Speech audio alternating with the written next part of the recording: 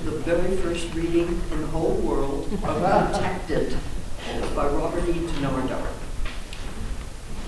If you would take a moment now to be sure to silence your telephone buzzers, light up instruments, whatever, so that it doesn't disturb the audience or the actors. After the reading, we would welcome any comments you have of a constructive nature about the play or about the actors. And I think that's about it. We're ready to begin now. Thank you. There will be a 5-minute intermission between acts.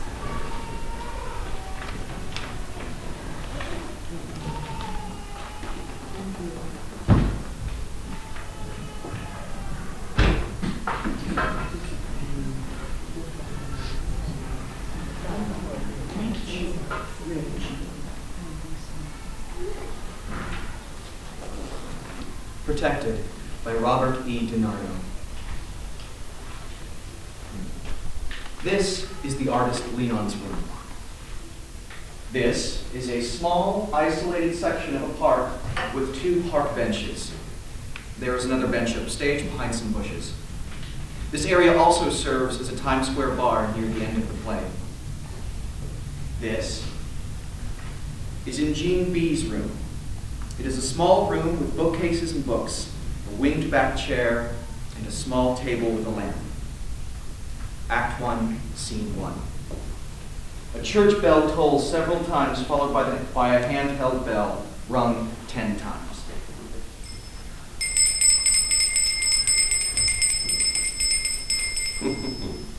She never varied the sound of that bell.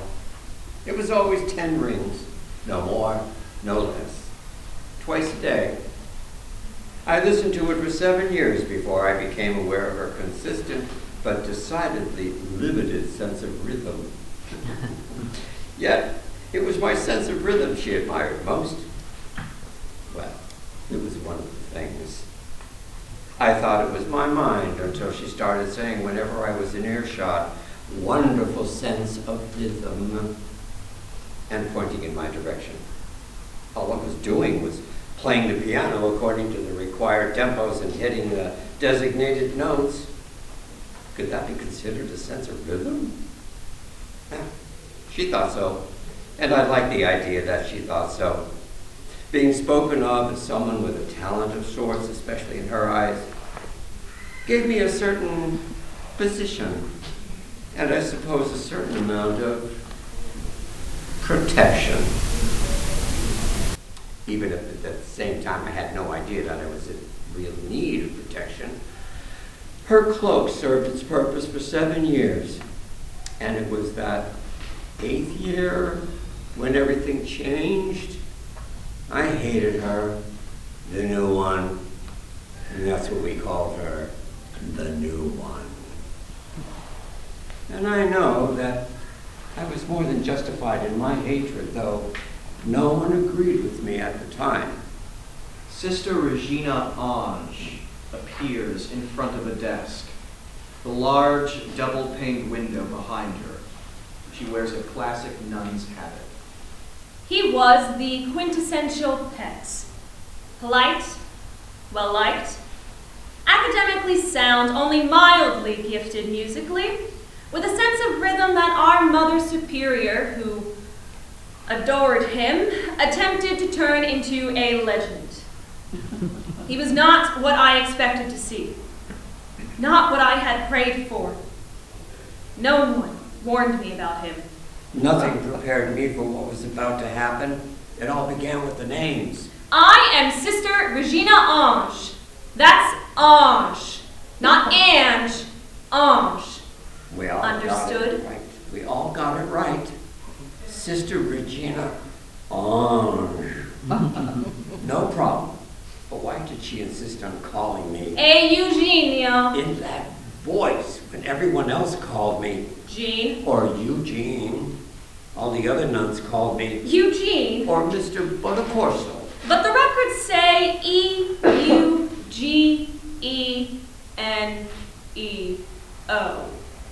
That's a Eugenio in my book. She was determined to change things. And things should be kept as they were intended. But my own mother called me Gene, and so did my friends. I was opposed to change. And there I was confronted with it on the very first day I started teaching.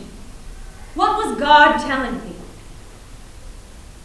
What kind of God was it that made her a nun? The sin of impurity always has its consequences. The lectures were delivered daily.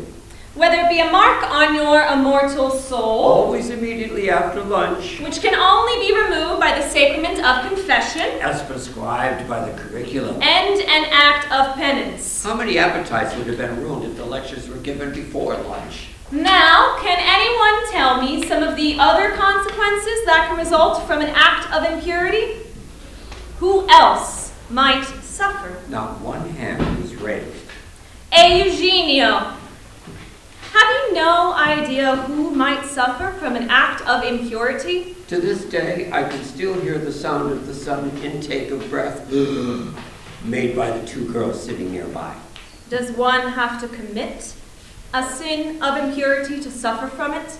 I noticed that no one was looking at me.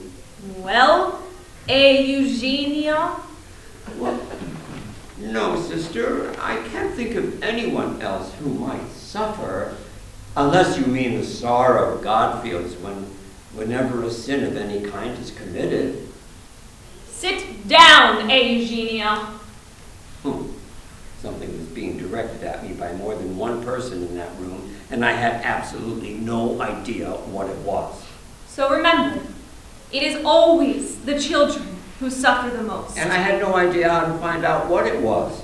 That desperate silence gave me the darkest feeling that my young body had ever experienced. Most of you, possibly all of you, take your neighborhood for granted. And more lectures followed. Your families, your homes, the people who surround you. She was right. We never gave the neighborhood a thought. Oh, but we knew we had a reputation for... Being tough is not the only thing that distinguishes this neighborhood. So, Eugenio, tell us why there are no Negroes here in St. Monica's Parish. There were no sudden intakes of breath this time. Only a palpable stillness that made the room look like an enormous photograph. Well, Eugenio, I said the first thing that came to mind. Suppose there are no colored people here at St. Monica's because they're not Catholics. I'm not talking about our church, Eugenio. I mean the neighborhood. We, after all, have Protestant churches nearby, unfortunately. Well, then I suppose Negroes don't want to live here. No, Eugenio. Negroes don't live here because they're not allowed to live here. Really? That's what I said. And with that degree of incredulity. Really? Yes. Really. In that instant, following the uttering of those two words, I realized she hated me. And still, I didn't know why.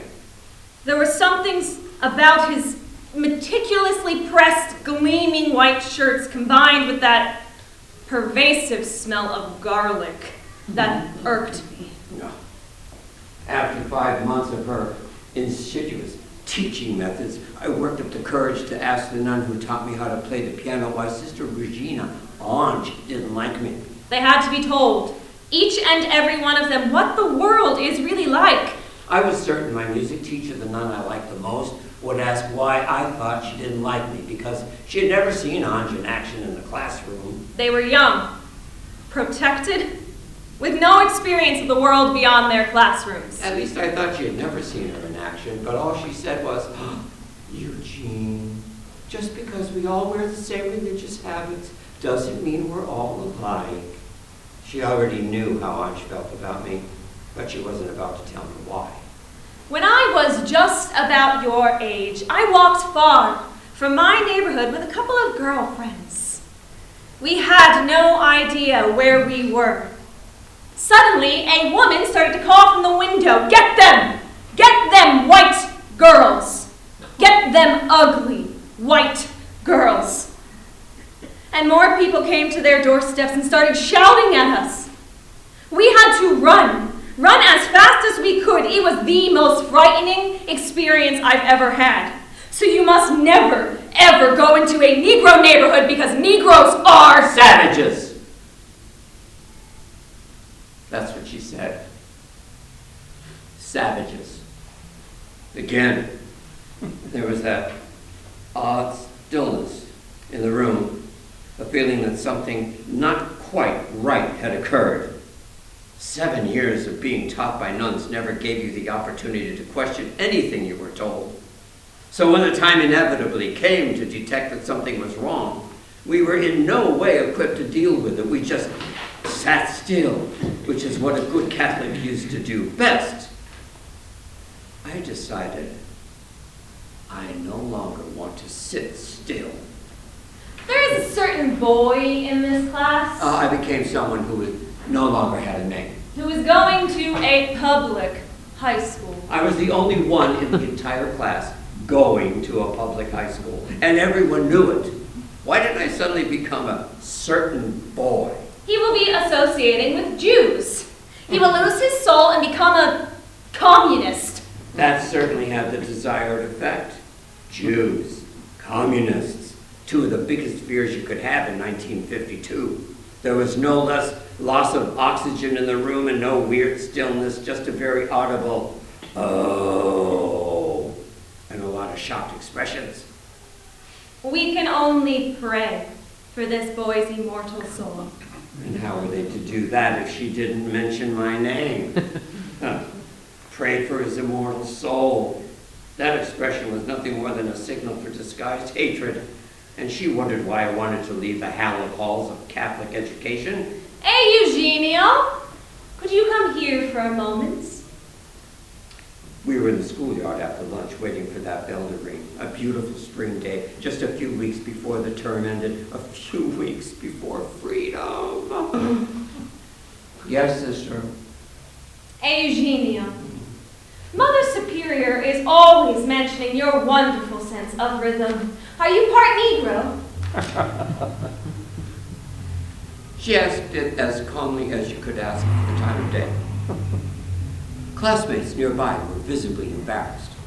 I couldn't understand why she would ask such a question, but I just shook my head and quietly said, no. I could see the rage in his eyes, the quivering lips. Stares during the class afternoon were constant, not hostile, only quizzical, coming from faces I had known since kindergarten. Faces that suddenly appeared not to know me at all. No matter how young you are, you can always sense when something around you is crumbling, even when there's no motion. It is terrifying. Watching him quiver was so out of character. He often seemed almost fearless.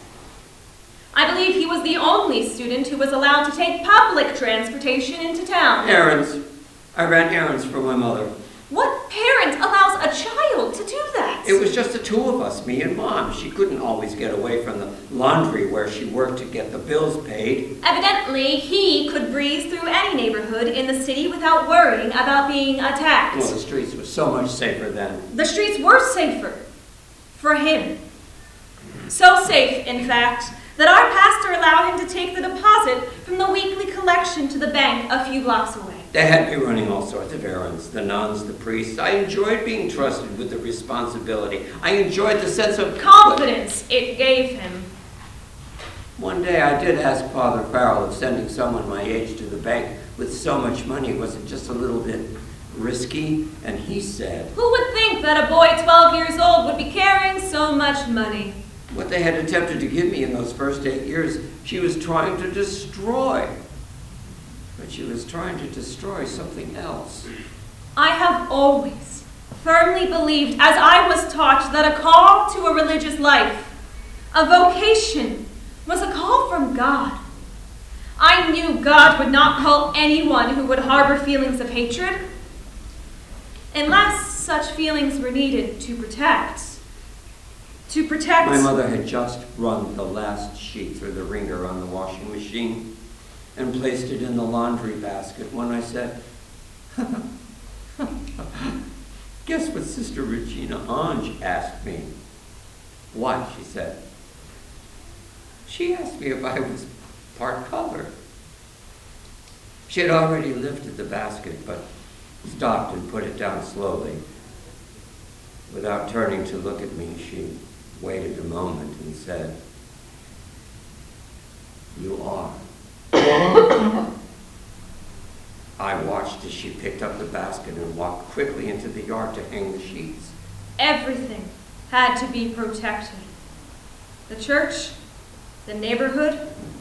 A change of complexion was unthinkable. The sight of our blazing white sheets falling from the clothesline looked like a tent being dismantled. She collapsed. From the kitchen, I could see Mom on her knees with the sheets spread before her, as though her wedding gown had suddenly become undone. I knew there had never been a wedding. She thought she could protect him by giving him that obvious Italian name, Eugenio. I knew Bonacorso was her name. The Eugenio came from Pacelli. Eugenio Pacelli, Pope Pius XII. He became Pope the day I was born. And the other nuns, even the priests, thought they could protect him by never mentioning his origins. She couldn't stop sobbing. All I could do was hold her and tell her, it's all right. It's all right. That didn't make any difference. But it made a difference to me. Nothing seemed to help. God would not have allowed me to feel such loathing unless it had a purpose. All those years of determined silence. They were wrong. Encouragement. Inflicting a disguise. Nourishment. On something that should never be disguised. Love. To protect what? Just an innocent kid. It is always the children who suffer the most.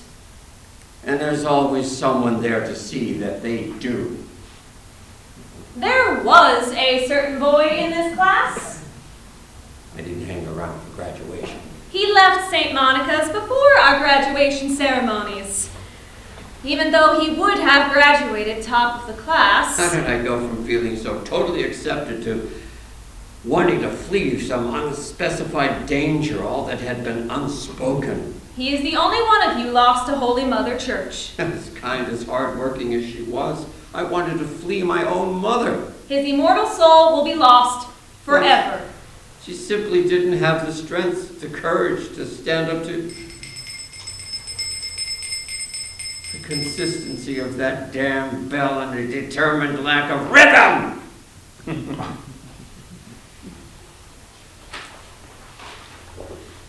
Scene 2, the park, a few years later. The church bell tolls. Fred is seated on a bench. Checks his watch, pauses, checks his watch again. He wears a vested tweed suit. 16-year-old Jean observes Fred, carries school books and a loose-leaf binder. He wears khakis and a starched white shirt. Fred continues to check his watch impatiently. Jean approaches, sits on the opposite bench, makes notes in his binder. Finally, he speaks.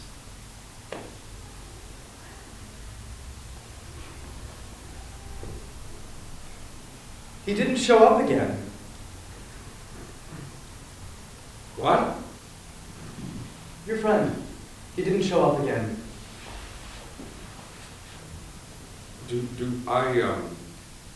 Do I know you? Uh-huh. And your friend doesn't either. Then how, I couldn't help but watching you for over a month now. Really? What were you doing, hiding in the bushes? No, just sitting over there. Ah. And, why didn't you stay over there? When I saw that your friend didn't show up for the third time, I got curious. Curious. Yeah. And, what makes his not showing up any of your business? I didn't say it was any of my business. But you're acting as though it is. Guess I can't help it. Are you always this, Forward. yes, that's a good word for it. Yeah, that's what I've been called. Forward, too smart for my own good, a smart ass. Precocious. How old are you?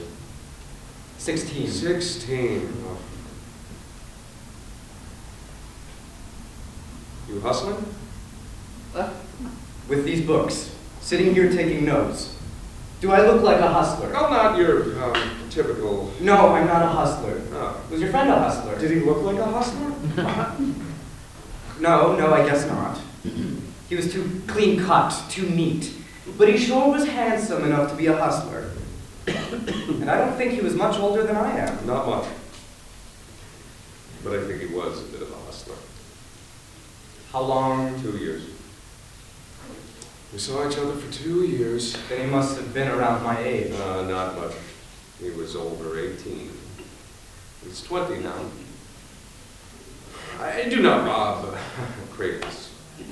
Oh, gee, why not? It can be fun. I've been robbed from my cradle a lot. I'm sure you have, but not here. This isn't exactly the craziest part of town. That's why I like it. Get my work done, and if the weather's bad, I just run into the library. I do my cruising at the Y. Central? Uh-huh. I go there. I know. I've never seen you. Yes, you have. When? I thought you said we've never met. We haven't met.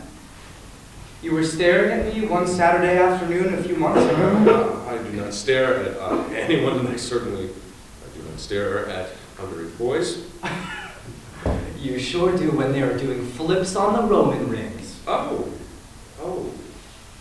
yeah. Huh.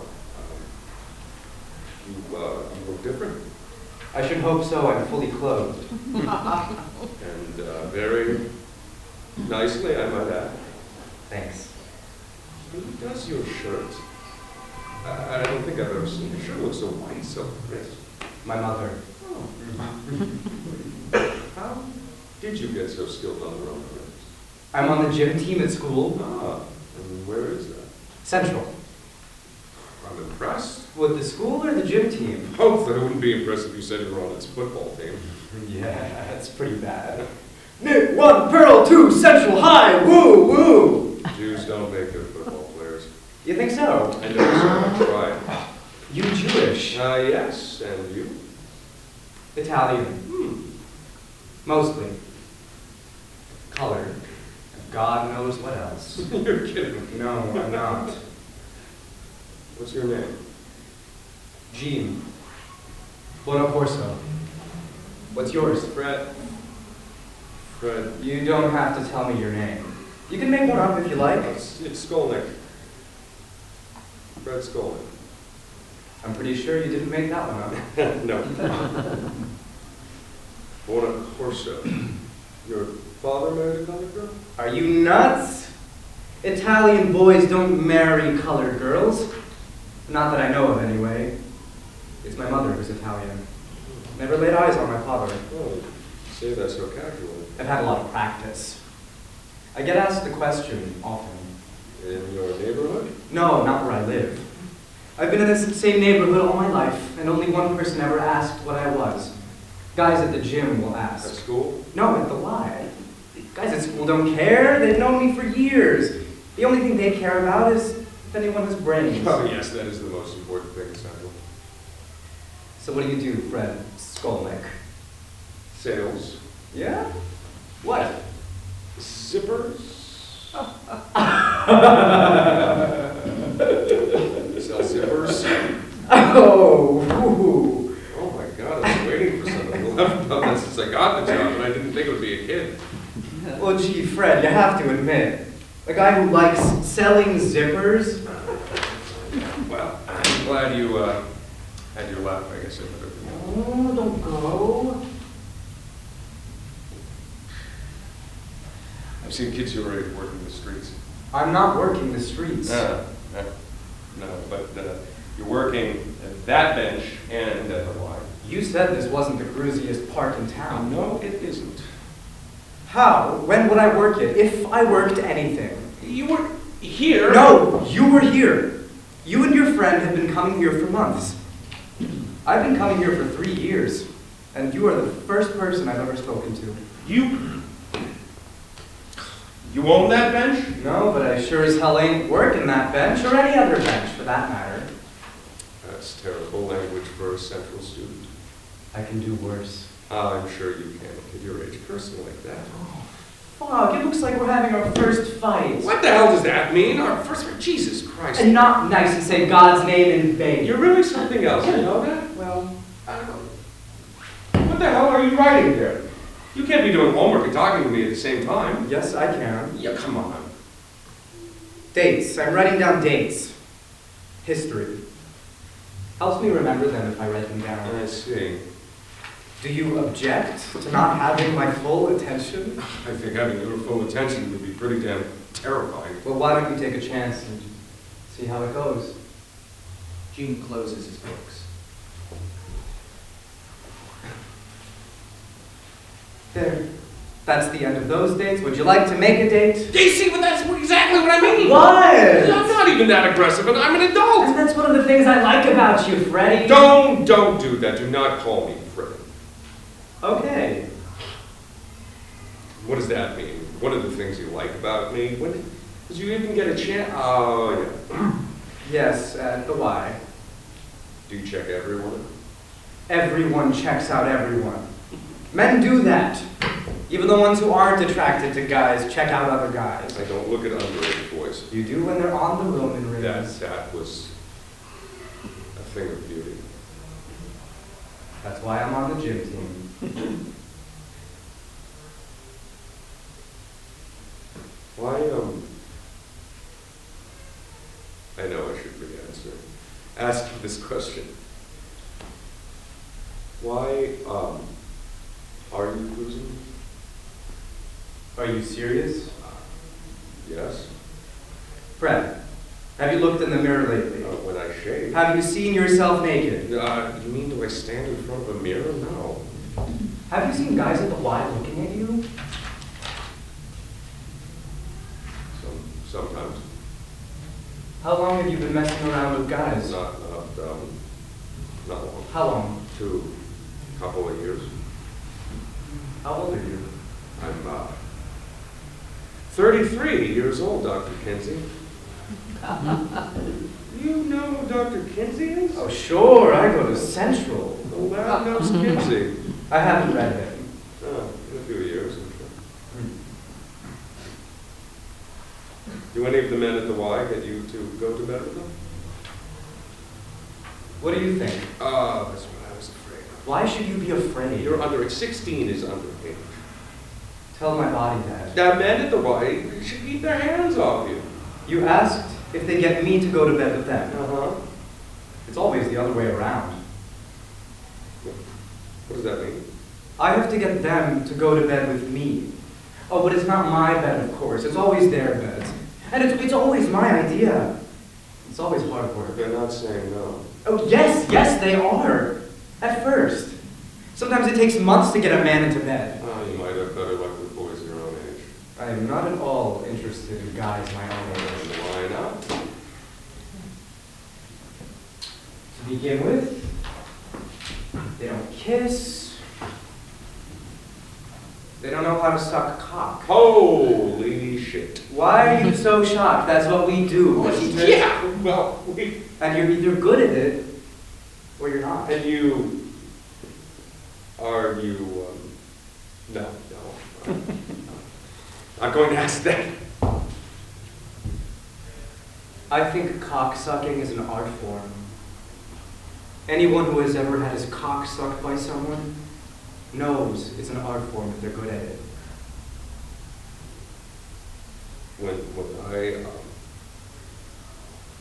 When I was your age, There was no such thing as penicillin. you needed penicillin? Not yet. Well, that at least is reassuring. Yeah, I guess, if you need reassuring. 16, I knew nothing when I was 16. Times have changed. No, they haven't. What you regard as an art form is still considered abnormal, not to mention it. Illegal. Yeah, I know. But only by people who aren't doing it. And the ones who don't admit to doing it. I mean, it took you, what, 30 years to admit what you wanted? Almost that. And what were you doing before that? Not much. Not much at all. You're the second really good-looking guy I've met who's been wearing blinders most of his life. And what woke you up at such an early age? And intuition, I guess. And the need to get out of the neighborhood.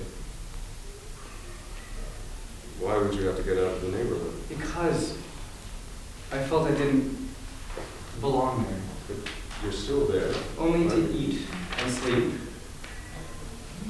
Do you feel like you belong at Central? Sure, there's a lot of us at Central. It's a very brainy school. I would have gone nuts at South Catholic or even worse, Southeast. Oh, you don't think there are no gay kids at Southeast Catholic or Southern? What kids? Gay kids. Is that what you call homosexuals? Gay kids? That's what homosexuals are called. Gay. Who calls them that? Homosexuals. You mean that's what they call themselves? Yeah. That is the dumbest thing I have ever heard. Gay? Gay. You never heard that before? No, and no one else I know has ever used it. Well, what have you been calling yourself all this time? Gene? What did you call yourself before you discovered you were gay? A mess. A mess. What's that, Yiddish? A fucking mess. A mess. Well, wait till I tell the guys at school what we're known as. Gay. I hate that. It sounds so weird. What would you prefer to be called? Emperor Eugenio Bonacorso!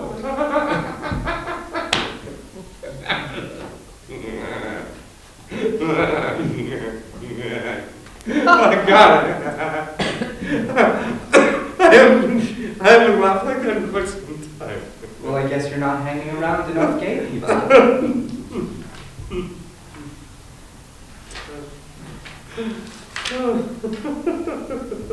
So, Fred, Skolnick,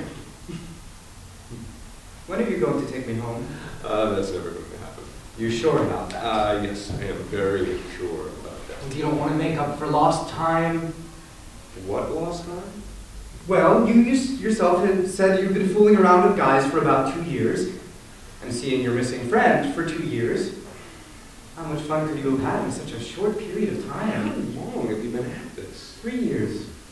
So you got your beat by one. I don't make it with underage boys. Then why are you still sitting here? Because this is one of the weirdest encounters I've ever had in my entire life. And why is that? Because you're so damn sure of yourself. Would you be less interested if I were older? Oh. More interested? Possibly. Why? Because I've already seen you on the Roman rings. See, I know when people are staring. What makes you so sure of yourself? People staring. You're not even aware when you're on the receiving end of those stares. I've seen guys at the Y practically foam at the mouth for you. I've never seen that. Never. I know, I've watched you. You don't even look at I guys. think it's rude, and I'm afraid I might look at the wrong guy. I guess we're all afraid of that. Have you ever looked at the wrong guy? No. No, not really. I have started conversations with guys who have been staring for weeks, but when I spoke to them, they got kind of nasty. Nasty. Not physically. You know, who do you think you are? What do you think you're doing? That sort of thing. They sit there, looking at me for weeks, staring at my cock in the pool, and then they give me the, who do you think you are bullshit. Assholes. I would have done the exact same thing. You're a very frightening man. Yeah. Yeah. I guess so. But you'll talk to me here, not at the Y. I wouldn't want to be seen talking to you. How would that look? I'd look like a... The cradle robber, yeah, I know. It's just not right. What about the guys you end up in bed with? What about them? Why weren't they frightened of you? I guess, after a while they got used to me, and I had to get used to that. I sure as hell don't go to bed with anyone I'm not comfortable Do you have sex with them regularly? Few of them. Depends on how we feel. Just timing, I guess. But most of them have become friends. Friends? What kind of friendship could a grown man have with a teenager? The kind of friendship that is based in similar interests. Oh, you know men your age who are gymnasts? My age? I know men my age who are interested in film. Film? Not movies. Theater, movies, museums, and literature. Baseball, basketball, no football? Those are not the kinds of balls they're interested in. Oh, yeah, I suppose so.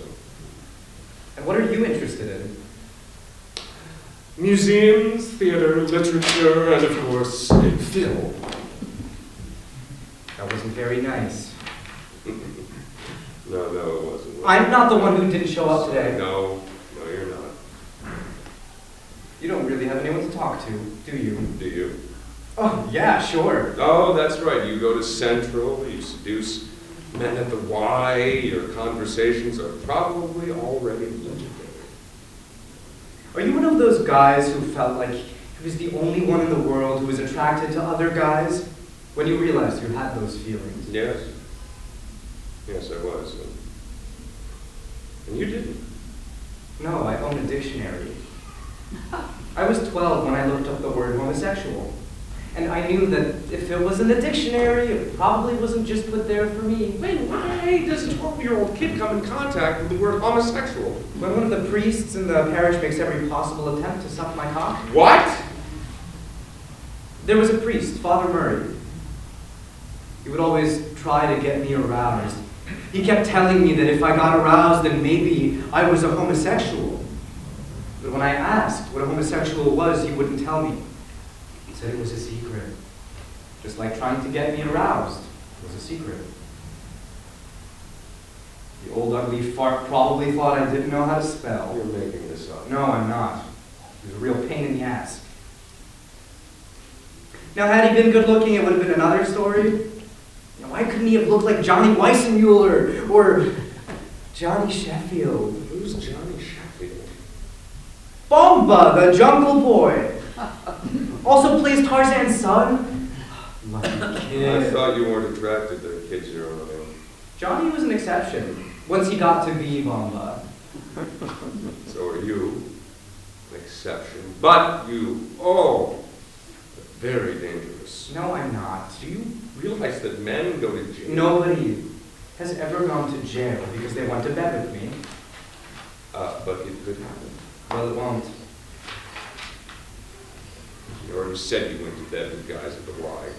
Did I mention any names? And you wouldn't know any of them because you don't talk to anyone. Remember, you're the guy who doesn't have anyone to talk to. What about the crazy priests? Priest. Not priests. It was one goofy priest. The others were fine. The pastor gave me a lot of confidence. Good for him, but that one priest could end up in jail. He's a priest for Christ's sake. They never do anything wrong. Nuns never do anything wrong. That's the way it is. Oh, you are definitely not Catholic. What the hell does that mean? You think the cops are going to do anything to the Catholic Church? That's not possible. Priests do whatever they want. Nuns too. They can say whatever they want, and they can make you feel like shit when they do it. That's why I left. Did the priest do that to you? Not the priest. The priest was a nudge. But at least he gave me the word and told me what I was. And that sure as hell led to some fun, but not with him. No. It was a nun. A nun who knew just what to say and when to say it. It made me feel like shit. The priest wanted to suck my cock. Now that I think of it, that was flattering. Even if he was repulsive. What if you did that with kids who Aren't homosexuals? Yeah. I always thought he did it because he knew I was homosexual, even before I could label it. Do you think he tried it with guys who weren't? How the hell would I know? I'm the guy who's definitely not Catholic. That would be horrible. It would be like trying to force me to have sex with a woman. Oh, revolting. Frightening, even. How did you figure out at such an early age, even as an adult, adult, I buried everything in you. You're like a what? I don't know what. Whatever it is, it scares me. Okay. Okay, what? Okay, you're scared. I can't do anything about Do that. you enjoy shocking people? No, I enjoy talking with people. Do you? No. I don't enjoy talking with people. And I never said that to anyone. Never said it to myself, and no one ever asked that question. Must be difficult for a zipper salesman not wanting to talk to people. Selling is not talking. No. No, it's different. It's not this. What did you talk to your friend about for 2 years? Stuff. We talked about stuff. What kind of stuff The kind of stuff interior decorators talk about. is that what it is? That's what he's studying to be for 2 years. I've listened to him talk about furniture, draperies, upholstery, tchotchkes. I guess that kind of outweighs zippers, doesn't it? And I guess that's why he hasn't been here for 2 weeks. Have you tried phoning him? I can't. He lives with his family. I have that same problem. No one can phone me. But some of the guys, the ones who live alone or with their lovers, I have their numbers. No guys who live together. A few. You're surprised? Not really. It's only that you seem to have more of a social life than I have. Well, if you start talking to people, maybe things will pick up for you. I've always felt so damn different. Awkward. Moved. You probably have no idea what that's like. That was a real dumbass and sensitive thing to say, wasn't it? Oh, yeah. I'm sorry. Don't apologize. That was the second laugh you've given me. You laugh a lot with your friends. Sometimes, yeah, sure. But then I've come across some real dumbass shit because of my background. Why? People ask. People usually want to know what nationality you are. With your name, people would assume you're Italian. You look Italian.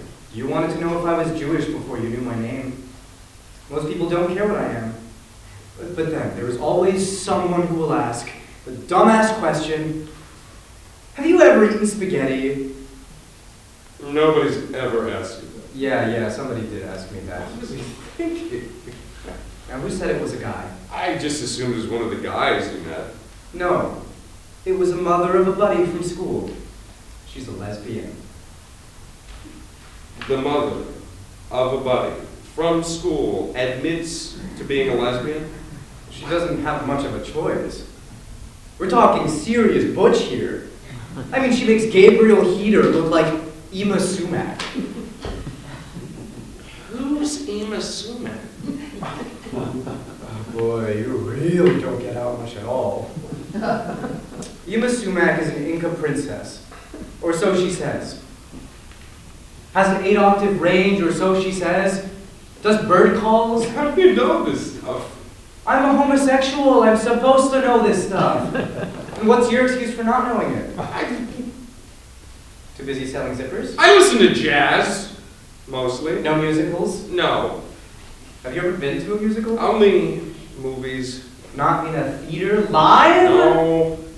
Are you sure you're Jewish? Yes, I am most certain of it. I do not come from a typical Jewish family, and you sure as shit don't come from a typical anything.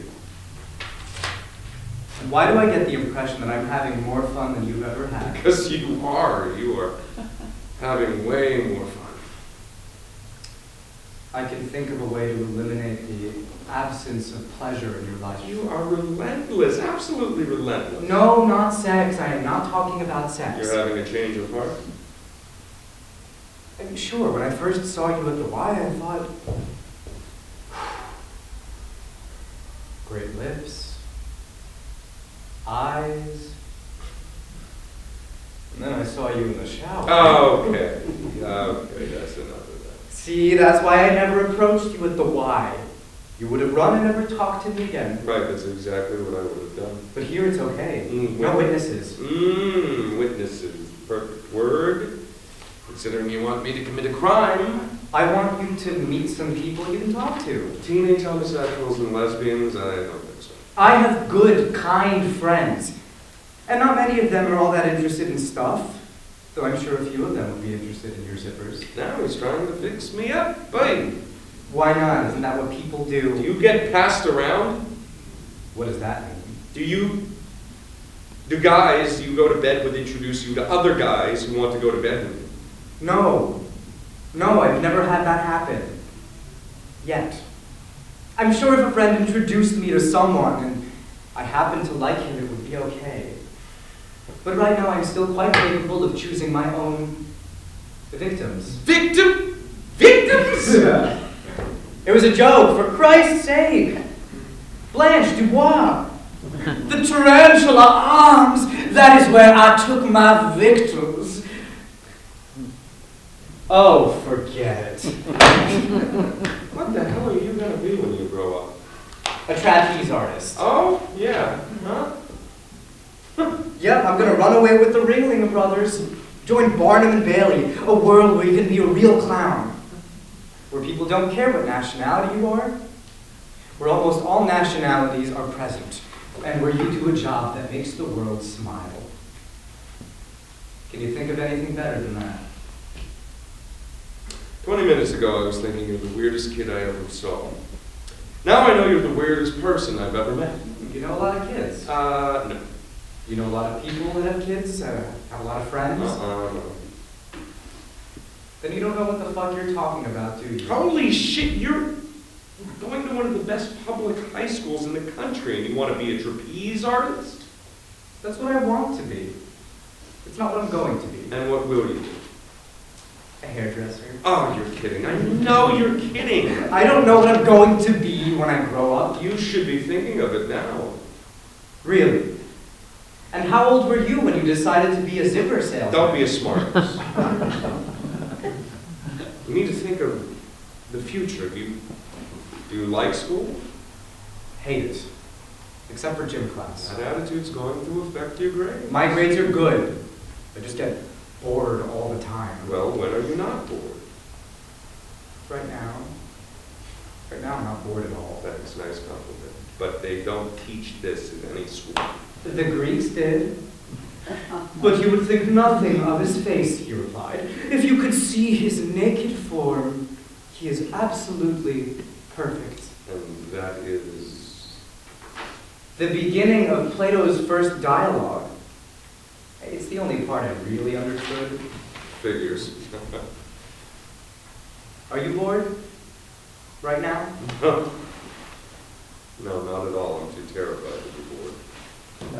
So you were probably a match made in heaven. How does such ideas pop in your head? I would never think of saying that to someone, even if I was thinking it. It's what I want to say. It's fun to say it. And it might even be true. And, well, we're not going to find out. No? No. Are you like this with everyone you meet? Hell no.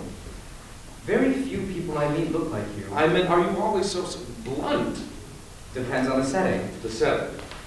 I would never have this conversation at the gym, or at a party, or any place else where there are other people. Would you? Certainly not. And that's what I like about times like this. You have someone all to yourself. Nobody's around. You find them attractive, and if you're a homosexual, you can pretty much say what you want. No pretense. You don't have to be polite. I'm trying to be polite. You asked me if I was a hustler. Was that polite? I guess not. Do you live alone? None of your business. Why do you want to know? Wishful thinking. I kind of want you to live alone. At least for the next 2 or 3 years. Why? Because if I can't have you now, I'll get you later. When I'm old enough. What? This has gone as far as it's going to go. So soon? I'm afraid I'm starting to enjoy the flattery. I hope so. If you got out of those tired tweeds and into a pair of nice Levi's and talked to people, you'd be flattered even more. What makes you so sure that that's what I want? What do you want? I don't know. You want your friend to come back. That's something. Lenny? I'm not even sure about that now. He became a habit I thought I should have. Have you ever tried dating someone? Kind of. Maybe, but not for any length of time. But you've never had any schoolboy crushes? On the two Johnnies, Weissmuller and Sheffield. Movie stars don't. Yeah, okay. I've had a crush on someone who I thought was a schmuck. What made him a schmuck? He wasn't responding when I wanted him to. Oh, so that made him a schmuck. Huh. Who was it? I'm not saying. And why do you want to know? Just wondered if it was any of the guys at the walk. I don't know you well enough to tell you that. Maybe when I get to know you better. If you got to know me better, I wouldn't want to know. I have what's known as a jealous streak. Is that bad? Isn't everyone a little jealous? I don't know about everyone. Have you ever been jealous? Sure. When? When someone else is getting someone I want. Isn't that when we get jealous? Are you wondering who's kissing Lenny? Is that his name? No. Do you wonder who's kissing him now? Most likely his wife. Married. With 2 kids. He was married at 16. And you say I'm precocious? You'd think people would be more careful. Was your mother careful? Well, no. I guess not. Are you being careful? What I do isn't going to get anyone pregnant. And I sure as hell won't be getting pregnant. So, what's the point? The point is that Well, we're not considered normal. And it's against the law. who gives a shit? The law is a goddamn lie. And what harm am I doing if I'm having sex with someone? You're too young to even know what the hell you're doing. Then why am I enjoying it so much? It's my body. I'm not hurting anyone with You it. might just have a very sorry road ahead of you with that attitude. And you already have a very sorry road behind you. No, I don't. You let that beautiful body of yours go unused for what? 19 years? 20 years? It's pretty selfish if you ask me. And when you finally decide to do something, what do you take up? A married man with children. Couldn't do any better than that. It's my body. Isn't that what you just said? And you do what you want with it? You haven't been doing what you want. You've been doing what others want. The abstinence thing about 2 years ago? You're not even Catholic. Why the hell do you even give a damn what I do? Because you're the schmuck at the gym that I had a crush on. Oh. I know I probably shouldn't have said that. I guess not. Where are you going? Gene, the flattery was nice. Really? I'm allowed. Yes, you are. And I'm not. You don't even know me. Since when do you have to know somebody to have a crush on him? It happens all the time. Not to me. Well, I guess that's the problem, isn't it? Listen, don't go through life thinking you can pounce on whatever you want. The world isn't like that. It is when you know when and where to pounce. The bell tolls. You're very dangerous, Mr. Bonaparte, so very dangerous. Not at all. Anything but. The bell tolls. I must ask you to do something for me. Okay. What? The bell tolls. If you see me at the gym, if you see me on the street, if you see me anywhere, don't talk to me. Don't acknowledge my existence. The bell tolls. Gene picks up his books. I can do that. Thank you. No problem.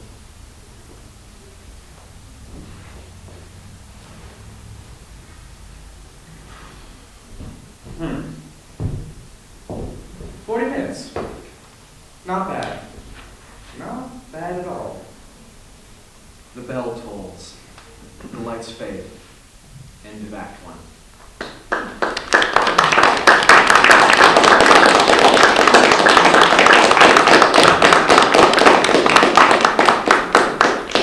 There will be a 5-minute intermission.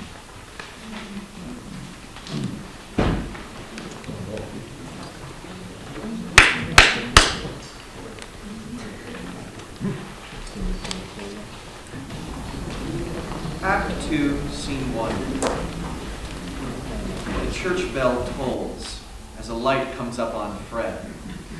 He wears a beige poplin suit, shirt, and tie. I walked away from a 16-year-old boy in sheer fear.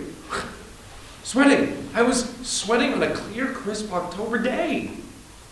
My shirt was soaked, but I had walked only a block, if that, before I realized I missed him. I was old enough to be his father. A week later, I was back looking for him, hoping the weather would stay balmy enough to keep him on that bench. The bell tolls as a light comes up on Gene B. Gene A enters carrying his books. He wears jeans and a t-shirt.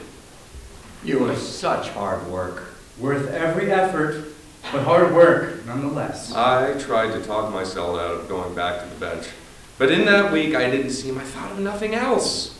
I hated myself for it. I felt weak. I deliberately avoided going to the Y. Told myself that he probably wouldn't keep his promise to avoid me, that he might even deliberately embarrass me. And I realized that I was more concerned that he would avoid me. Well, that would have been... Impossible. I went back to the park. Same time, same bench. He said, Hey, Fred. "Ah, How you been? the self-assured little stinker was expecting me." And I realized he was expecting me. Oh, well, okay. You? Fine. If you're wondering about your friend Lenny, No, I'm not wondering about that. probably best. Let's get one thing straight. Oh, is this going to be a pun? I hate puns. We're not going to bed. Understand? Probably best. I have to protect myself. Oh, yes. Yes, you do. Of course you do. So, how's the zipper business? Oh, what can I say? The world will always need zippers. And the magnificent men who sell them. Check. I had already given up prayer when I left St. Monica's, but I made an exception and said a daily prayer to St. Jude that he would return. Good old St. Jude. Patron saint of the hopeless, the impossible. I wonder if God gave him hell for getting Freddie back to me. Freddie! I actually allowed him to call me Freddie. Fred, he said Fred was too short, too, Abrupt. The short E wasn't enough. Freddie, as opposed to Fred. The kid had a musical ear. And a wonderful sense of rhythm. Go with me. I've never seen a foreign film. Come on. You'll like it. It's free. He knew every free cultural event in the city. So many things were free. I had no idea. What's the title? It's a Japanese film, Ugetsu. My friend refers to it as a Ugetsu girl. I don't speak Japanese. Who does? Oh, well, all right. The bell tolls as the light fades quickly on the two men. Scene 2. When it tolls again, the lights come up behind the scrim at stage center, revealing Jean seated on a bench and Sister Regina Ange poised in the act of walking. He wears revealing Levi's. She carries a briefcase. She hesitates to look at Jean.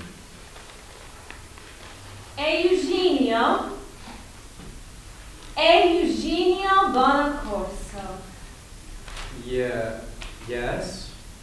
You've grown. It happens. Do I? You don't recognize me, do you? No, Oh my God. Sister Regina. Ange. Yes. Does Father Farrell know you're running around dressed like that? Well, it's no longer Sister Regina Ange. You're kidding. What is it now? Hitler? Very funny. I'm back to being... Well, it doesn't matter. You left the convent. Well, it's that way, doesn't it? I didn't even know you could do that. I thought they burned you at the stake or something. Those days are gone. What a shame. Why did you leave if you don't mind my asking? I realized I didn't belong there. I could have told you that. Quick-witted, I see. Looks as though the Jews have gotten to you. Oh, yeah. Where's your friend today? It's really amazing how in an instant the simplest sentence can suddenly arouse the most negative feelings. What friend? The man I've seen you talking to here so often. Funny, I've never noticed you before. I had no idea how I was going to maneuver. What are you doing in the neighborhood so often? I work over there at the Archdiocese. I never go to cathedral. Do you like it there? Yes. So, your friend is... He's my big brother. That's very funny, Eugenio. Don't call me that. Don't ever call me that again. But that's your name. But you make it sound like a curse. You really think so? Do you expect me to believe that man is your brother? My big brother. You've heard of Big Brothers? It's over on Van Pelt Street. They take boys and find big brothers for them. Fatherless boys. Oh, I was good on my feet. That's a fine idea. Or so I thought. How long has he been your big brother? About a year. What is it over there at Big Brothers? Catch as catch can? What does that mean? Couldn't they have found a big brother who's Catholic? How do you know he's not Catholic? Because he has the map of Israel all over his face. Do you have a problem with Jews? Are you going to tell me that you were once chased down the street by a pack of Jews? Fred, in Levi's and a sports shirt, approaches. Jean waves him off. Fred backs away towards the partially concealed bench and sits down. No, but I think someone your age would be better off with someone of your own kind, your own religion. But I'm a senior at Central High, remember? There is a certain boy. I've already spent 3 years with Jews and communists. You don't remember your prediction?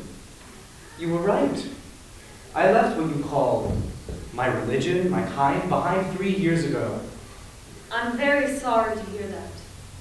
You're sorry to hear that. Yes, of course. You are so full of shit. You hate me. Oh, don't do that. Don't you dare do that. You don't scare me anymore. I lied.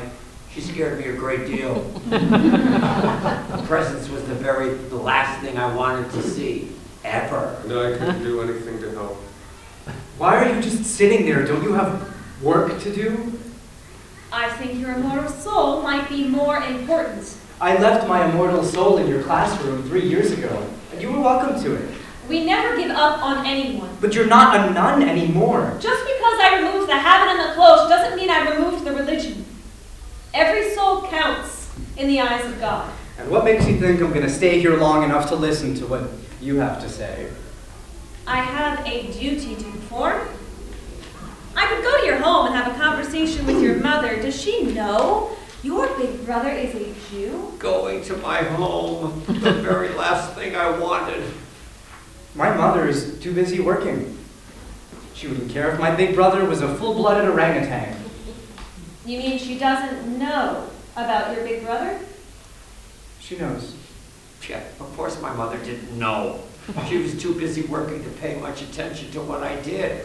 I had enormous freedom. That was a terrifying day for me, being waved away by you like that. What else could I do? She would have devoured you in seconds. At first I thought she might be a relative. Oh, yeah, sure. My few aunts and uncles on the Parkway of Philadelphia.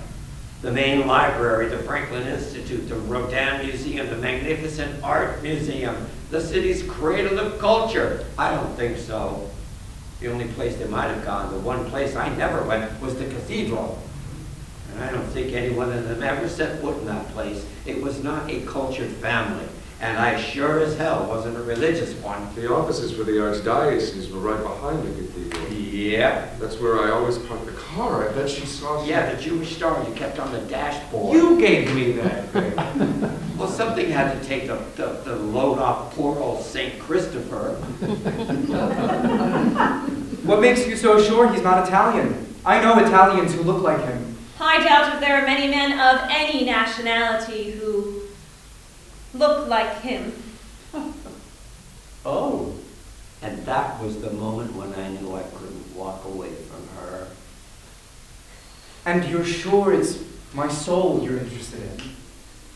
I beg your pardon. Never mind. I didn't have the guts to ask her outright if she had the hots for you, Freddie. What is this strange effect I have on Catholics? What if I told you that you're wrong? That he is Italian? You'd be lying. How would you know that? He has the Star of David on his dashboard. How long have you The been... lights dim quickly, leaving a dominant spot on Sister Regina Ange. I never cease to be surprised at how naive these people can be. Does he honestly think he's not being watched? Really? But do I have time for him? No, they're very low on the list. Maybe this is just a sign. A sign from God. Of course. I suppose those were inevitable. I've been watching him for months with his friend, the... Oh well. But why the sudden change The in... lights come up quickly. Fred walks in wearing tight jeans and a t-shirt. Look at you! Turn around. Oh, you look wonderful. How do you feel? Restricted. These damn things are tight. Yeah, but look at what they do for your I ass. can't see my ass. But everyone else can. I'm not supposed to be looking at my ass. I never thought I would go out in public in dungarees. You never thought you'd be out in public with A this. 17-year-old boy, a senior in high school. I thought little of it until he showed up without one of his very respectable suits. We had gone through the seasons, from tweeds to seersucker to dungarees. He looked best in Levi's. What a great surprise. I never thought you'd do this. Come on, let's go. Where? Leon's, I told I you. forgot. I told you, he's expecting us. I've got work to do. I'm going to be immortalized. I hear. That wasn't one friend of yours that I didn't like. Yeah, they were a pretty amazing lot, weren't they? But you were afraid to meet them, remember? I was worried about what the hell they would think about me. The age difference? Well, but they were my friends. We did not live in a world of age differences, only common interests. I learned that fast enough. I had a lot of catching up to do. I knew nothing about anything. Scene 3. The lights dim except for the spot on Sister Regina Ange. There's certainly a great deal to learn on this parkway that stretches beyond the cathedral. But not one of its museums, its schools, its institutes of science contains a single piece of information that will help me with this challenge. His big brother. It's probably a phase. Whatever it is, I can only rely on my faith, my religion to do what must be done. I relied on my friends as much as I depended on oxygen. None of them cared what you were, what nationality, what combination of nationalities, what religion, as long as you weren't destructive. How do I break this down in such a way that it can't be reassembled? It's tricky business, Sin. Certainly wasn't clear at the time what it was she had to destroy, or what had to be maintained. It was certainly more than what she was willing to reveal. Thank goodness I don't have to concern myself with specifics. Sin covers a very broad spectrum, and sin is certainly enough of a foundation to get me through this horror. Sin. If anything saved me, it was sin itself. What a horrible age Discovering my own body. to teach Knowing how it felt. when they were just starting How to it was supposed to feel. discover all we have been warning them about since first grade. For me, it was They never listened. bliss. Too many of them just wouldn't listen. Bliss. For me, it was sheer bliss. The lights fade on Sister Regina Ange and Jean B. Scene 4. The lights come up at stage right. Fred straddles a ladder-back chair facing Jean, who is reclining on his side on a draped table. He is nude, except for a wreath on his head and a cornucopia placed at his groin. He removes an apple from the cornucopia. Do you think Leon would mind if I ate this? I don't think Leon would deny you anything. Besides, you have 15 minutes before he gets back. You might not notice it's missing. Oh, he'd notice all right. He notices every line, every color, every shape, and every shadow, but I think he's done with the cornucopia. Better put it back. He might throw off his eye or something. Fred rises slowly and moves to the rear of the table. How many friends have you posed for? 3, I think. Maybe 4. I'm not counting. And you don't charge them. They can barely afford to eat. You could probably model at the art school when you're old enough, that is. I couldn't do that. I wouldn't be comfortable doing that. Why not? Friends are one thing. Strangers? No. Couldn't do that. Strangers see you naked at the gym. And they're all men. I wouldn't feel comfortable posing for a woman. Fred gently runs a hand along Jean's body.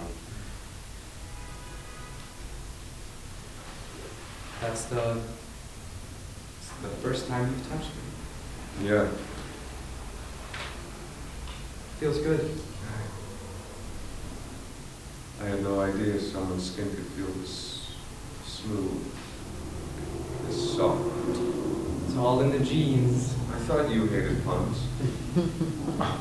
I couldn't resist that one. But it's not original. No? About a year ago, I met this chorus boy at the gym. He was in town with a musical, a big flop. After we had sex, he said, "Wow, baby, you have the smoothest skin I've ever touched. I guess it's all in the genes." I didn't get it until I was on a trolley on my way home. Fred continues to touch him gently. Why did you stop trying to get me into bed with me? Because you said no sex. Because I knew if I pressed the issue, you would have run away. And because I knew I really liked having you around.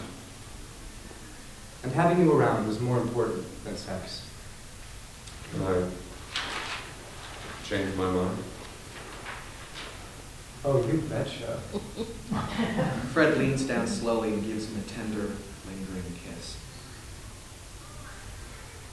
If someone told me I was going to wait 18 months for that, I would have told them they were crazy.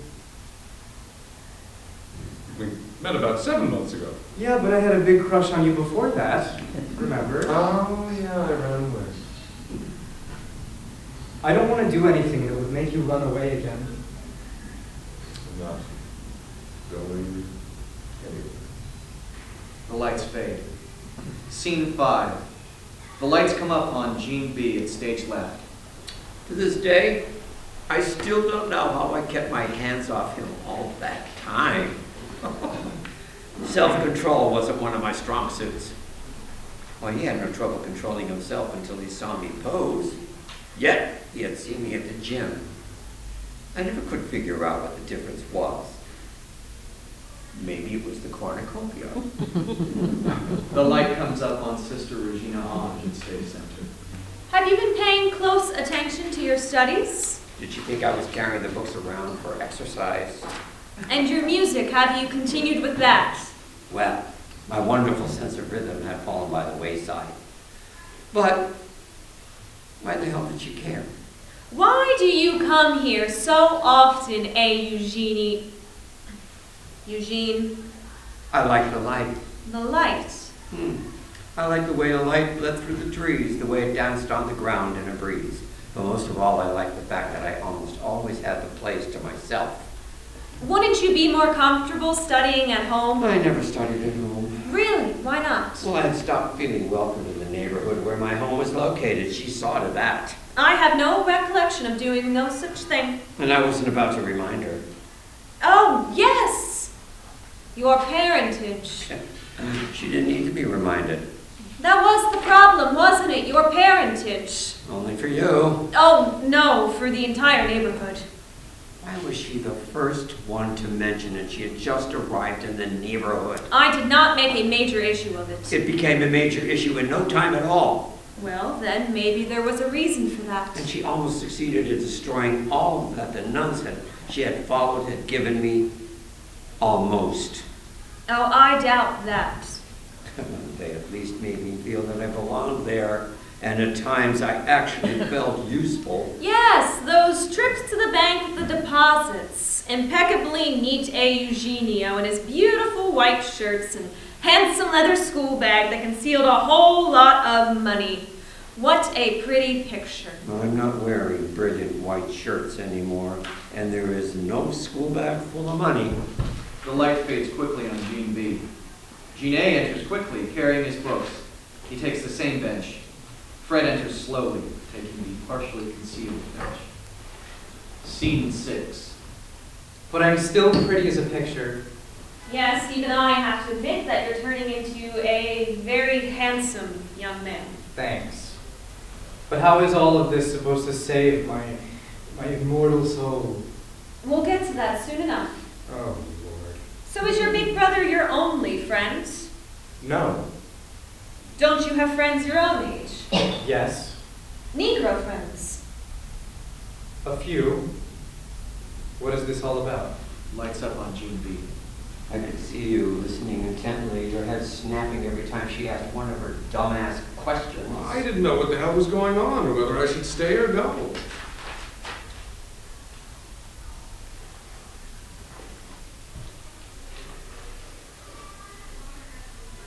Any Negro girlfriends?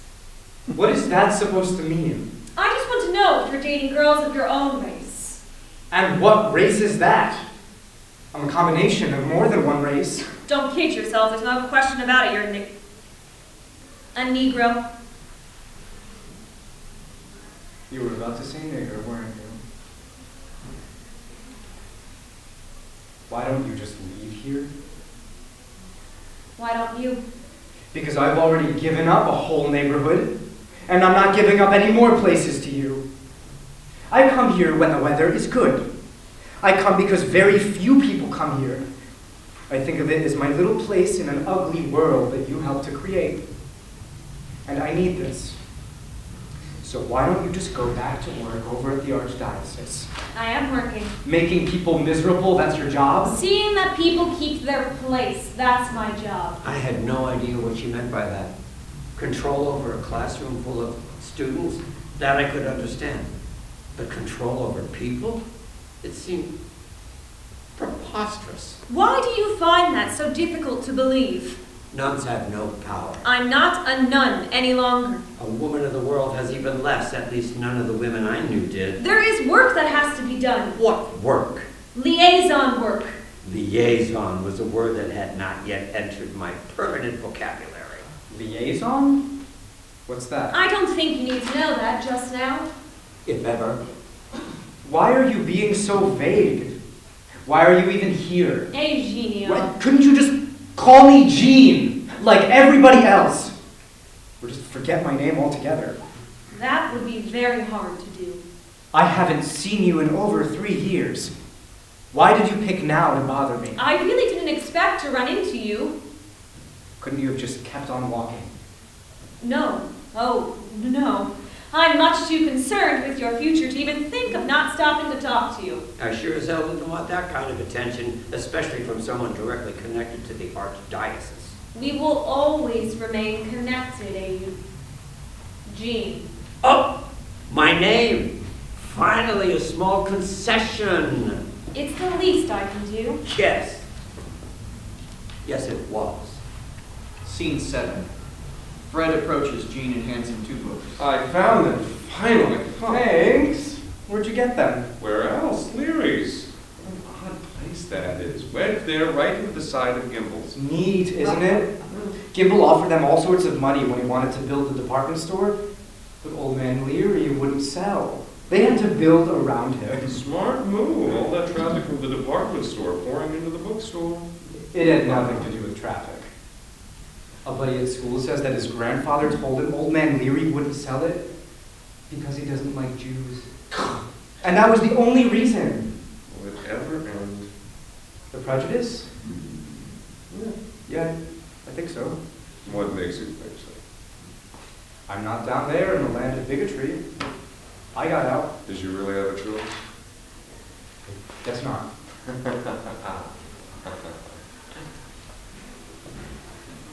Do you think I would have turned into them if... Scene 8. You weren't a Negro? Of course you would have. Everyone wants to belong, Jean. You should know that by now. They don't call them the tribes of Israel for nothing. And I think it would be best if you found your own particular tribe. And where would that be? That tribe of mine. Negroes are very color conscious. Oh, that would certainly make you a Negro, wouldn't it? It's not the same. I do not perceive color the way a Negro would. You might be better off if you did. I doubt that. Look, I'm only trying to help you. I don't see how. You and your mother are still living in the same house? Yes. It's almost paid off. She's worked very hard for that house. I imagine she has. And I expect you'll inherit the house when she dies? My mother isn't even 40 years old yet. Quite honestly now, don't you think you and your mother would be happier in another neighborhood? Yeah, sure, I would be happier in another neighborhood. That's why I spend so much time in this neighborhood. But I don't see what this has to do with my mother. I couldn't believe what I was hearing. Well, I kept watching the back of your head. Every time I twitched, I thought for sure you would jump up and say something. You're a nun. Not Or any- used to be. When she removed the habit, I thought she meant... A bad habit? Yes! A nun! She was a nun. I used to find them kind of strange and wonderful and mysterious. I was sitting a few feet away from her and listening. Why are you telling me that we should move? To avoid any future embarrassments. Don't you realize how successful, how popular you would be in a Negro community? No, tell me. What am I going to do that makes me so popular? Inflict recipes for gravy and meatballs on them? What? You cook? When it's just you and your mother, you cook. Even I don't know how to cook. And why would you? You were always waited on by the nuns who did nothing but cook. Each of us had a purpose. Cooking was not my purpose. Scene 9. Lights up on Fred and Jean. I can't believe you did that. Thank you. Why are you surprised? I don't know anyone who's a good cook. My mother's a terrible cook. So is my mother. Then who taught you? Sam, Jeff, Okay, okay. but it was really Leon. All he said was, if you can read, you can cook. The whole trouble is that there isn't really much to read.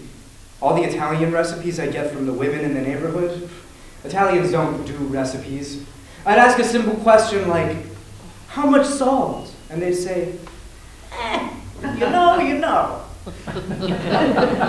Well, it's the best meal I've ever eaten. Makes me want to go out and get my own apartment just so I can have you for free. Oh yeah? Oh, If you can read, you can cook.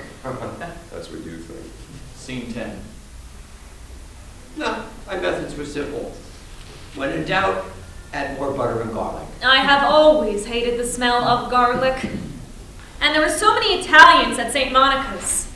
I never expected my purgatory on earth to be the constant odor of garlic. I arrived too late. It used to be a good Irish parish. With very few recipes. Food is everything to Italians. Well, certainly not everything. It was the horniest, sexiest neighborhood in the city. I wonder if she says that. She must have. They all must have. They were always talking about sex, but only as something that shouldn't be done. The more they said no, the more everyone wanted to say yes. Is it the garlic that makes them so lusty? Scene 11. Lights up on Jean and Fred, seated at a kitchen table. Fred is looking through wand ads. Gene has his books. What does Leon pay for this place? About $35 a month, I think. He's been here for over 10 years. No one said anything when he gave you a key. This is the only apartment in the building. No one has said a word. The other spaces are businesses. No one's around at night or on weekends. If I get a place of my own, it's going to have to be something like this, non-residential. I don't want neighbors asking a lot of questions about you hanging around. I don't think neighbors would ask questions if this place was in a residential A neighborhood. teenager coming and going in a grown man's apartment. But I'm usually carrying groceries when I come and go here. Remember, I shop for Leon. He is lame, after all. That's why he gave me a key, so I could help out. Not so you could bring your victims here. Don't start with me, Freddie. You're the only guy I've ever brought here, and I did that with Leon's permission. I told you he wouldn't deny you anything. Yes, he could. He would keep me from goofing off, not getting my schoolwork done, being lazy. He would deny me that. He has kept me on track more than anyone I've known. And I'm jealous of that. I'm not sleeping with him. Never did. We're friends. I know that it's the positive influence I envy. You don't have a positive influence over Not me. as much as you've had on me. Yeah, well, I have a soft spot for squares. And hunky men. Hunky squares. But if you do get a place of your own, that doesn't mean I'm going to stop coming here. I wouldn't want you to. You're probably more important in Leon's life than you realize. He has other But friends. none of them like you. And he's an artist, and a lame one at that. Oh, okay. Lights fade at stage right as the lights come down on Gene. Scene 12. I had the oddly comforting feeling that I was about to become a mate. And I was really looking forward to it. I mean, what the hell? I was only 17 years old. Just.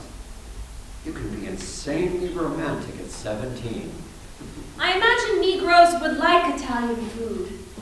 You're suggesting I move to a Negro neighborhood and open an Italian restaurant. No, I'm only suggesting that you move to a Negro neighborhood, period. I haven't seen you in over 3 years. Why do you care where I live? Because it's my job to care. Your job. You said you worked at the Archdiocese. I do. My mother and I live in South Philly. What does that have to do with your work at the Archdiocese? It's not all masses and novenas, Gene. I know that. What I don't know is what our moving is going to do for you, for the Archdiocese, for anyone else for that matter. It's what it would do for you that matters. Why do you care about me all of a sudden? Because you are most likely headed toward very dangerous territory. And you're saying I should move. If you stay where you are, it could become very dangerous. What's wrong with you? I don't feel unsafe where I live. Just unwanted. There's a difference. Everyone has made you feel unwanted? No, not everyone. A few of the women on my block have. Why are we having this conversation? Could you tell me that? As far as I remember, I belong to a group of savages who scared the hell out of you. You're not nearly dark enough to qualify for that tribe. But you want me to move in with them? My mother, too. I'm surprised your mother hasn't... Keep her out of this. I was just about to say that... I don't give a shit what you were about to say. I never saw you, Henry. I know. In all those months, I never... I know. It's so typical of you people to use that kind of language. You bet your fucking ass it It is. scared me. And that was the idea. But it wasn't you I wanted to scare. It's not going to work. You actually think you're going to scare... I don't want Me you with- anywhere near Now, my mother! Understand one thing, boy. I know exactly what's going on here. What the hell are you talking about? You and your so-called big brother, the Jew? What about him? You're supposed to be getting some sort of guidance. Boys your age need that sort of thing, so they say. It's not uncommon to go through such a phase. It's the next phase that concerns me. And what's that going to be? The next phase? You will most likely marry me. I will. Certainly. This big brother nonsense is all meaningless. Women are going to find you very attractive. at you now, imagine what you'll look like in a few years. You're making me seem like some sort of threat, like a fire or a tornado. That's exactly what I'm trying to prevent. I How? thought you were going to hit her. I was going to give it some serious thought. There's no need to get excited. If you were on the receiving end of this bullshit, you'd be pretty damn excited too. I just knew you were in trouble when you started cursing. Is your mouth always that foul? Yeah, whenever I think it's necessary. I see no reason why you have to subject me to it. I still am a deeply religious woman. That's what I'm afraid of. See, that's exactly what happens when your kind leaves the church. My kind. What did she mean by that? You were just a bright, good-looking, extremely precocious teenager. Do you miss me or something? I would if you belonged in the neighborhood. But I have been in the neighborhood longer than you have. I was born in that neighborhood. And if you stay, you might very well change its complexion. I have no idea what the hell. If you were to marry a girl from the neighborhood, and there are only white girls in the neighborhood, you could very possibly have a black child. In what direction would things take then? Have you ever thought of that? Oh, yes. Yes, oh, yes. The gentleness of that response was the most menacing sound I'd ever heard in my life. And I had no idea where that sound came from. And if we don't move? Or how I got the courage to do what I did. I will simply go to your mother and tell her what's going on. No, you won't. Why couldn't I keep my damn mouth shut? I was hoping you would. What could stop me? Because what you think is going on here is not nearly as terrible as what went on there back at St. Monica's. I'm sure your neighbors have treated you well. I'm not talking about the neighbors. Me then? No, not you. I'm talking about a certain, highly respected priest by the name of Father Murray. What about him? I'm talking about what he does with boys. What are you... The sexual things he does with boys. You're what? Only 16? 17. What's the point? What do you think? Couldn't you have ignored her? Not at that moment, Freddie. No, not at that moment. What do you think you're doing, implicating a priest in such an act? Implicating. Implicating. His body parts can be described by me. Well, that was a lie. The priest never exposed himself to me. And if you go anywhere near my mother, I am going to the cops. And I could do the same about your so-called big brother. How would you find him? You don't even know his name. There are ways. Duh. She didn't even know his name. What would you do? Get all the Christians to round up the Jews? Someone has already tried to round up the Jews. I'm afraid he didn't get far enough. Shit! That was all you had to hear. The only thing I could think of at that very moment were my parents. My quiet, reserved, perpetually frightened immigrant parents. I watched you back away. What choice did I have? None. I watched you go without watching you go. The last thing I wanted to do was draw attention to your leisure. Yeah, you sure know how to keep her attention. You are a disgusting, evil, fucking cunt! She rises quickly and goes to slap him. How dare you! I still consider myself a religious! Jean grabs her arm, blocking the blow. She brings up her other arm, which he also blocks. Holding both wrists firmly, they struggle. This won't work! How dare you! No one slaps me around anymore, especially not the likes of you. That's all so many of you crazy bitches ever did. Knock kids around. Yes, we did! But I am not a kid! Because this is what had to be controlled. Violence! Your violence! Violence from niggers like you! He shakes her off, causing her to stumble to the bench. Anyone who did what you just did has to be controlled. You won't go near my mother. You won't go near our house. If you so much as walk down the street where I live, I will go to the police stations and see that disgusting priest at St. Monica's. I'll make sure he goes to jail. Then I'll come over and I'll find you. I'll beat the fucking shit out of you. She clutches her briefcase to her chest as she moves along the bench, rises, and starts backing away.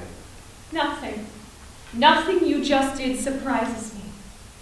You only confirmed everything I've ever believed about you people. That we can protect ourselves. No! That every solution must be be a violent one. No one would ever believe a word about what you said with Father Murray. No one! No one! She exits quickly.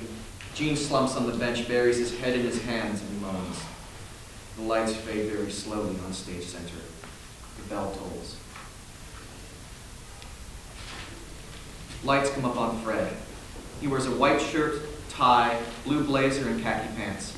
And you took the choice I hated the most. Gene slowly gathers his books together, glancing upstage as though Fred would return.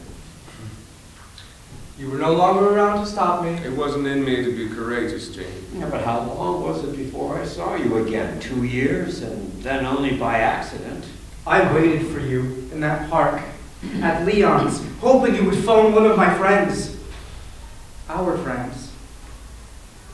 And then you were there, with a drink in You hand. were the last person I expected to see sitting in a Times Square bar. And you were the And one then- who got angry right off the bat. It was such an incredible waste.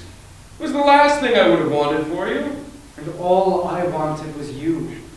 And you disappeared off the face of the You earth. think I didn't miss you? Not enough to come back. You know what it's like being in love at 17. How the hell would I know that? I was stunned at finding myself in love at 33 with the Navy. Why did you do that? How could you do that? You were one of the brightest kids I ever knew. Not just kids, one of the brightest people. You had so much courage. Yeah. Well, even the brightest of us can make disastrous mistakes. Freddie. And courage fades quickly when you find yourself alone with your own thoughts. Remember how quickly you backed off when she mentioned the genocide? Of course I remember. You already assumed that they would win. The ubiquitous they. I was raised to assume that. Oh, weren't we all? Just as you wanted to protect your parents, I wanted to protect my mother. And I felt the only way to do that was to bow out. Why did she let you? How could she let you quit school like that? Education was not an Italian tradition, Freddie. When I saw you in that uniform, I felt responsible. And so did my friends. Leon especially. He wept. When I said he would have to find somebody else to carry his groceries, he slapped me. I never thought he was capable of such a thing. He slapped me. I would have done the same thing. The waste was unforgivable. You, of all people, remaining stagnant? Did you really think the Navy held a future for you? Well, I wasn't thinking. I was running. I was fleeing. Solving a problem. That wasn't a life. Not the one I wanted for you, did want for you. You're right. Became a life totally lacking in ambition without any sense of a future. Because I was too terrified in the present. You could have had more. More is hard to achieve when you feel permanently immobilized. What scared you, Gene? What could have possibly scared you? The power they had over all of us. All of us. And even if they didn't, that was what we believed. Look at how quickly you returned to those Ivy League clothes, friend. Once I lost you, I felt, I suppose, safer in clothes that said nothing about sex. I no longer wanted my ass to be of any interest to anyone. Yes. Yes, I suppose that was bound to happen. Then how did you end up with a plumber? You heard, huh? Word got around. They came to my parents' home to install the fixtures in the canoe kitchen I bought for them. Well, you're the only man I've ever known who ended up with a plumber. He's a year older. He's Jewish. My parents like that. He's solvent. They like that even more. Look, he's a plumber. Yes, and he's a plumber who goes to the movies with me, and to the museum, and sometimes a musical. I taught him well. I hear he actually courted you. Oh, bullshit. He courted my parents. He's no dope. He never came to the house empty-handed. Flowers for Mom, kugel for Pop, and they never paid for another plumbing problem. And they never asked any questions? Not one. All my mother said after Pop died, and our plumber had been coming around for a few years was, Moshe is a good man. He'll take care of you. You can't imagine how uncomfortable that made me feel. Oh, yes. Yes, I can. Yeah, I guess you You call him Moshe. I call him Mo. My Mo, when no one's around. I always like the name Moses. It has a very reassuring sound, doesn't it? Who's been reassuring to you, Gene? Over the years, the usual collection of types. Robbing any cradles? Don't be ridiculous, Freddie. I may have been an adult molester in my youth, but I was certainly no fool when I became an adult. Kids never interested me. They never interested in me either. Just you. You were lucky you didn't run into someone just like you when you grew up into an adult. Oh, you were right. I was dangerous. Very dangerous. But a hell of a lot of fun. Oh, yes. Oh, yes. Take care, Freddie. And tell Moses I said he's a lucky guy.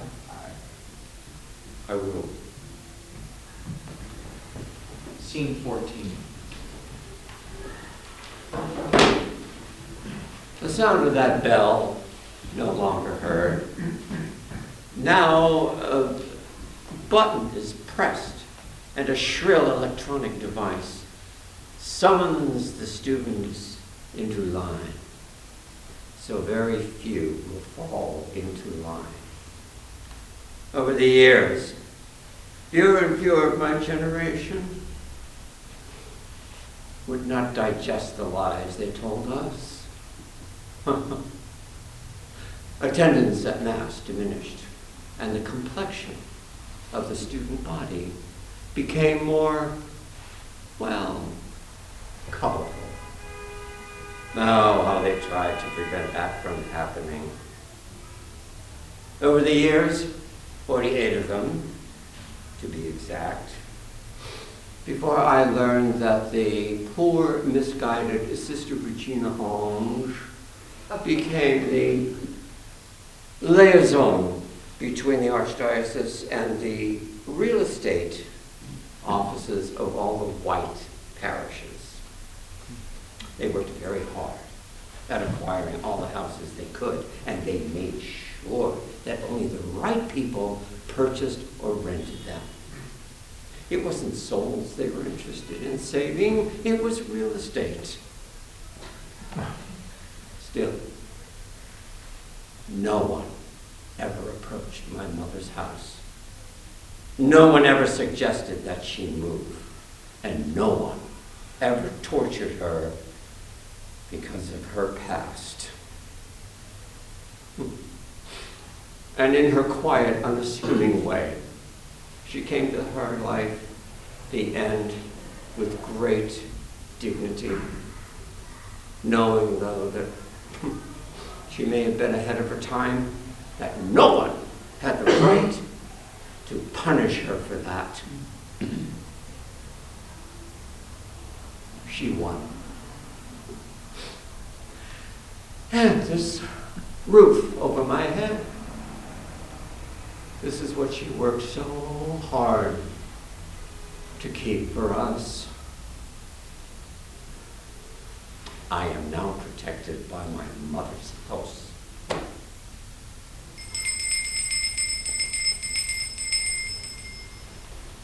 The lights fade, and then play.